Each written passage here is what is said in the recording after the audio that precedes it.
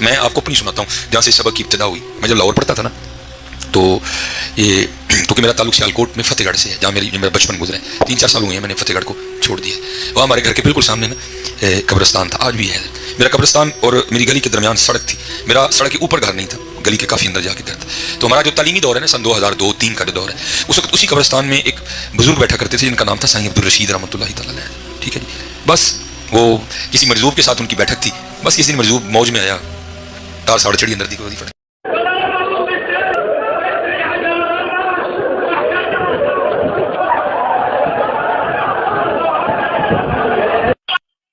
بس وہ پھر نہیں ہو رہے. انہوں نے پھر اپنا جو 10-15 سال تھے وہ قبرستان میں گزارے. مجھ سے بڑی محبت تھی. ایک دن بڑی گرم دوپہر کو نا میں حضرت کی خدمت میں بیٹھا ہوا تھا, صرف قبرستان میں وہ اس میں گرمی کے دن تھے. ان کو بھی پسینہ آیا تھا, میرا بھی پسینہ بہ رہا تھا, کیونکہ میرا جو گھر تھا وہ گلی کے اندر تھا, ان کا گھر قبرستان کی اس جانب نا بالکل قبرستان کے اوپر ان کا گھر تھا. میرا گھر بھی میری طرح 2.5 مرلے کا تھا, حضرت کا گھر بھی حضرت کی طرح بڑا عالی شان سا گھر تھا. اور کیونکہ اس وقت یہ جو اب اے سی نے ونڈو شکل اختیار کر لی, یہ نہیں تھی تب ونڈو اے سی ہوا کرتے جو دیواروں میں لگا کرتے تھے. وہ حضرت کے گھر کا نا چل رہا تھا, آواز آ رہی تھی اس کے چلنے کی. تو بیٹھے بیٹھے نا میرے دل میں خیال آیا, میں نے کہا اوہو یہ بابی اور نے کی تھا ایڈا ٹھنڈا کمرہ چھڑ کے کتنے قبرستان آ کے بیٹھے تھے. میں نے بجائے معذرت خانہ رویہ اڈاپٹ کرنے کے پورے پیشن کے ساتھ, پورے جذبے کے ساتھ, پورے کانفیڈنس کے ساتھ اپنی بات لوگوں تک پہنچائی ہے. اس کے بغیر لوگ سیریس نہیں لیتے بات کو.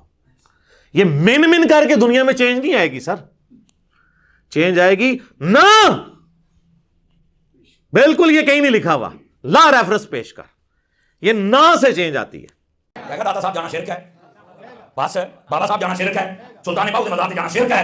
میں کہا پتر کوئی نہیں بندہ اپنے پٹکیاں دے جانا ہے, تو جیسا شیطان کا عقیدہ تھا ویسا اس کی جماعت کا ہے. اہل سنت مبارک ہو تمہیں, کیونکہ معراج کی رات میرے نبی کا جب سفر شروع ہوا تو فرمایا پہلے میرے حبیب کو لے جاؤ حضرت موسیٰ کے مزار پر. تو میں نے کہا یہ کیا ہو رہا ہے بتائیے بھائی, اگر مزارات میں جانا منع ہوتا تو میرے نبی, اٹھائیے مسلم اور بخاری احد والا چیپٹر اٹھائیے, میرے نبی کبھی بھی ہر سال احد کے شہیدوں پہ مزاروں پر نہ جاتے. یہ ویسے ایک جز ہے, ویسے تو پورا شعر ہے کہ نہ میں وابی نہ میں بابی, میں ہوں مسلم علمی کتابی.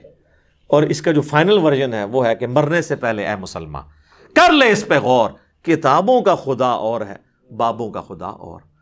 جس کا تعارف کتابوں سے ہوتا ہے نا وہ اللہ اور ہے, اور جو بابے جس کا تعارف کرواتے ہیں وہ اپنے ذوم میں تو اسی اللہ کا کروا رہے ہیں, لیکن وہ تعارف اللہ کا نہیں ہے.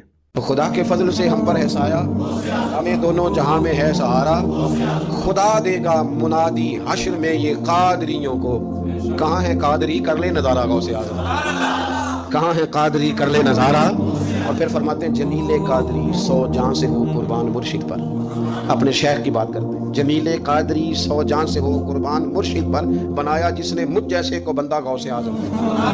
یہ غوث اعظم واحد صوفیاء کی جماعت میں امام ہستی ہیں کہ کوئی کسی بھی سلسلے سے تعلق رکھے, وہ نقشبندی ہے, وہ چشتی ہے, وہ سہروردی ہے. آج آپ کو سارے 11ویں دیتے نظر آئیں گے, اس لیے کہ غوث اعظم رضی اللہ تعالیٰ عنہ کے فیض جب برسا ہے تو میہ بن کے برسا ہے, اور ہر جگہ ہی برسا ہے, ہر جگہ ہی برسا ہے. تو بجائے اس کے کہ ہیلو حجت کریں ساری زندگی, اللہ والوں سے پیار کریں. تو چونکہ میں پورے کانفیڈنس سے بات کرتا ہوں تو بعض اوقات لوگ یہ بھی سمجھتے ہیں یہ تکبر میں کر رہا ہے. نہیں, تکبر نہیں, یہ میرے ایمان کا تقاضا ہے. میں ذرا سا بھی کانفیڈنس لوز کر جاؤں تو اس کا مطلب ہے میرا قرآن و سنت پہ ایمان ہی نہیں ہے. یعنی جس طرح آپ کا یہ ایمان ہے نا کہ 2 + 2 4 ہوتے ہیں, زمین و آسمان کے سارے بزرگ فرشتے, یہ بالفرض میں کہہ رہا ہوں, جنات, قبر سے نکل کر مردے بھی آپ کو یہ منوانے کی کوشش کریں کہ 2 + 2 5 ہوتے ہیں, آپ مان لیں گے؟ اس سے اگلی بات, کوئی چاند کے 2 ٹکڑے کر دے, سورج کے 4 ٹکڑے کر دے, آسمان کو زمین پہ لے آئے, زمین کو آسمان پہ لے جائے, یہ بالفرض, اور کہے کہ یہ دلیل ہے کہ 2 + 2 5 ہوتے ہیں, آپ مانیں گے؟ تو آپ کی شعبدہ بازیاں جو صرف خوابوں میں, کتابوں میں آپ کے بابوں نے لکھی, جو حقیقت میں ایگزسٹ نہیں کرتی, ان شعبدہ بازیوں کے اگینسٹ آپ تو 2 + 2 کو 5 ماننے کے لیے تیار نہیں, تو میں قرآن و سنت کو غلط ماننے کے لیے کیسے تیار ہو جاؤں؟ جو ولیوں کی ولایت کو چھیننے کا حق رکھے غوث پاک, جو بھوکے رہیں تو قسمیں دے کر اللہ کھلائے, جو نئے کپڑے نہ پہنے تو قسمیں دے کر اللہ پہنائے, جو پیاسے رہیں تو قسمیں دے کر اللہ پانی پینے کی بات کرے, وہ کون؟ جو 40 سال تک عشاء کے وضو سے فجر کی نماز پڑھے, وہ کون؟ آدھی امت کو جس کے صدقے میں بخشا جائے قیامت کے دن, وہ کون؟ جلاؤ الخاطر سے بات میں نے پیش کی, یہ غوث پاک. مردے زندہ کریں غوث پاک، ولی جس کے آگے گردن خم کریں غوث پاک، چوروں کو ولی بنائیں غوث پاک، خضر جن کی محفل میں آئے غوث پاک، موسیٰ علیہ السلام کا ایک جیسا کسی امت میں ولی نہیں غوث پاک، خضر کے ہوش سے پوچھے کوئی رتبہ تیرا کی بات کی جائے غوث پاک، غوث پاک یہ لیکن ہے غوث پاک آپ یہ سب کچھ ہو۔ کہتے ہیں کہ جب میں ماں کے پیٹ میں تھا تو لوح محفوظ پر چلنے والے قلم کی آواز کو سنا کرتا تھا۔ میں کہتا ہوں جن بابوں کے اوپر آپ کا ناز ہے نا، یہ قبر سے نکل کے ڈائریکٹ میرے ساتھ بات بھی کریں نا اور کہیں کہ دین وہ نہیں جو قرآن و سنت میں لکھا ہوا ہے اور وہ ہے جو ہم نے نسل در نسل شفٹ کیا ہے، تو 2 منٹ میں بزرگ غائب کر دوں گا آپ کا۔ میں پڑھوں گا لا حول ولا قوت الا باللہ، شیطان ہوگا چیخ مار کے ادھر سے چلا جائے گا، کوئی قبر سے باہر نکل نہیں سکتا۔ یہ اللہ کا فتویٰ ہے سورہ یاسین میں اور سورۃ الواقعہ میں کہ جو مر گیا نا وہ واپس نہیں آ سکتا۔ حضرت عیسیٰ علیہ السلام بھی جو مردہ زندہ کرتے ہیں وہ دنیا میں واپس نہیں آتا تھا، وہ وقتی طور پر صرف ان کے نبی ہونے کی گواہی دیتا تھا، اور یہ صرف یہ حضرت عیسیٰ کا ہی معجزہ ہے، چلتا پھرتا نہیں تھا، بس مردہ وہ ہوتا پھر واپس دوبارہ جائے، مردہ نہیں واپس آ سکتا دنیا میں، ناٹ ایٹ آل۔ کہانیوں میں آپ جتنے مرضی واپس لاتے رہے، وہ ہندوؤں کے پاس بھی بڑی کہانیاں اس طرح کی موجود ہیں۔ تو چونکہ میں پورے پیشن کے ساتھ بات کرتا ہوں نا، تو اس کے اگینسٹ انہوں نے پتہ کیا گالی ڈیوائز کی ہے، گستاخ ہے، بے ادب ہے، بات کرنے کی تمیز نہیں ہے۔ واللہ اگر میں قرآن و سنت سے آپ کو حوالے دینا شروع کروں نا اور میں آپ کو بتاؤں نا، تو آپ بڑی بڑی ہستیوں پہ گستاخی کا فتویٰ لگا دیں گے۔ چلے میں آپ کو حصول برکت کے لیے ایک بات بتا دیتا ہوں۔ صحیح بخاری میں کم از کم 4 جگہ پہ سیدنا ابو بکر کا خطبہ آیا ہے نبی علیہ السلام کی میت کے اوپر۔ حدیث کے الفاظ ہیں کہ سیدنا ابو بکر آئے، حجرہ عائشہ میں داخل ہوئے، سلام اللہ علیہا، نبی علیہ السلام کی مبارک چادر آپ کے مبارک چہرے سے ہٹا کر ماتھے پہ بوسہ دیا اور کہا اللہ کے نبی آپ پر اللہ 2 موتیں جمع نہیں کرے گا، ایک موت آپ کو آنی تھی وہ آ گئی، اب آخرت کی ہمیشہ کی زندگی ہے یا نہیں۔ باہر آ کر خطبہ دینے لگے تو دیکھا سیدنا عمر نے تلوار اٹھائی اور وہ کہہ رہے ہیں کہ جو کہے گا نبی علیہ السلام مر گئے ہیں میں اسے قتل کر دوں گا۔ تو اسی کا جواب اصل میں سیدنا ابو بکر نے دیا، کیونکہ حضرت ابو عمر سمجھتے تھے کہ رومن اور پرشین امپائر کے گرنے کی پروفیسیز نبی علیہ السلام نے کی ہیں، تو ابھی تو وہ گری نہیں ہے، آپ جا ہی نہیں سکتے۔ تو جس طرح موسیٰ علیہ السلام 40 دن کے لیے کوہ طور پہ چلے گئے تھے، نبی علیہ السلام بھی وقتی طور پہ گئے ہیں، ڈورمنٹ کنڈیشن میں واپس آ جائیں گے پھر۔ تو اس کی نفی کی کہ 2 موتیں نہیں ہوں گی، اب آپ کو چونکہ موت آ چکی ہے، اب واپس نہیں اب دنیا میں آئیں گے، اب آخرت کی زندگی ہے۔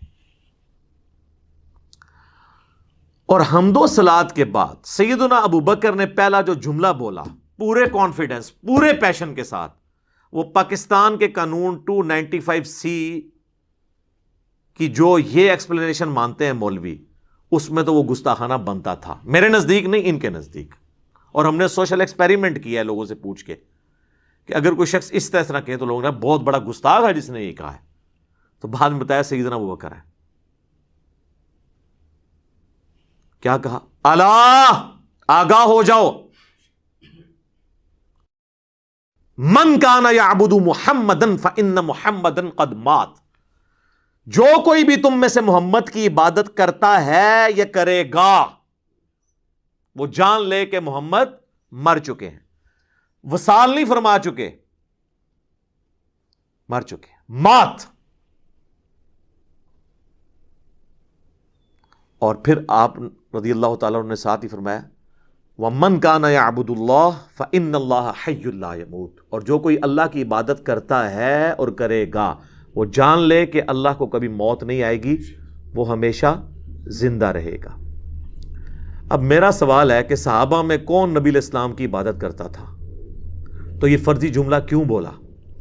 یہ ہوتے تو یہ کہتے ہو لے ممبر تو تھلے فرضی جملے بولنا ہے، شرک ختم ہو چکے اور تو سانو فرضی گلاں کرنا ہے، سانو نہیں پتا کہ عبادت کرنی ہے، فرضی جملہ ہے نا۔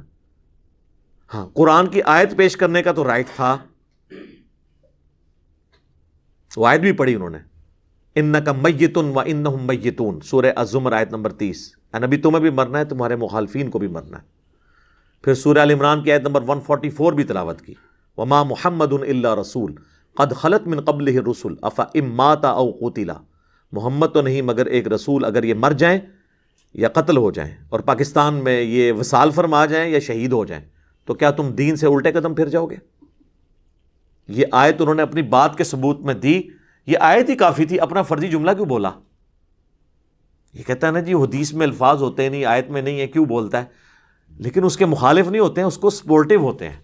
وہ بولتا ہوں تو جناب آپ کے دماغ میں ڈرل ہوتی ہے نا سر، اس کے بغیر تو سمجھ نہیں آتی. میں جب بھی حدیث اسامہ ابن زید والی بیان کرتا ہوں بخاری اور مسلم سے، کہ جب ایک میدان جنگ میں ایک کافر ان کے تلوار کے نیچے آیا تو اس